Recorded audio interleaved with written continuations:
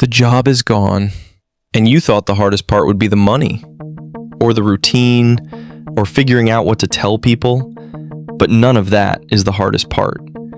You wake up in the morning and there is no version of the day that tells you who you are right now. Not because you were fragile, not because you got too attached, but because the role was doing something you never thought to question. It was holding a version of you in place. And if you do not understand what is happening, you will spend months chasing the wrong thing, trying to fix the feeling by fixing the resume. Think about what a job actually provides beyond the paycheck. A start time, people who expect something from you, a category you belong to when someone asks what you do. When these disappear, something subtle happens. Not grief exactly, not panic, more like a quiet loosening. The day has too much room in it, and you cannot find the walls. This is not a personal failing. It is what happens when a structure the self was quietly leaning on gets removed without warning. Work does more than occupy time.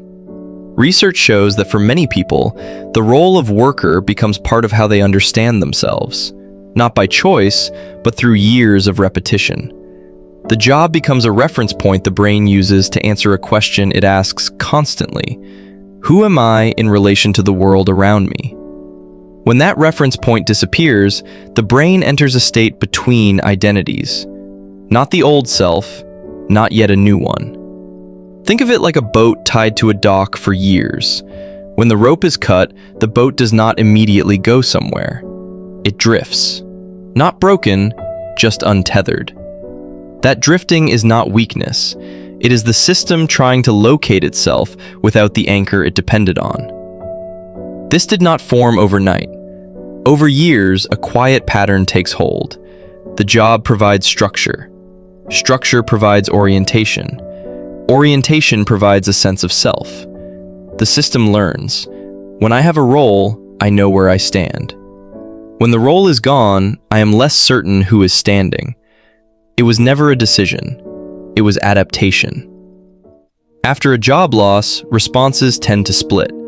Some people accelerate. They apply compulsively. They fill every hour with activity, not because they are ambitious, but because movement feels like proof that they are still someone who matters. Others go quiet. They drift through days that feel too long and too empty. They cannot explain why a random Tuesday afternoon feels heavier than it should. Both come from the same place. The self has lost its most familiar mirror.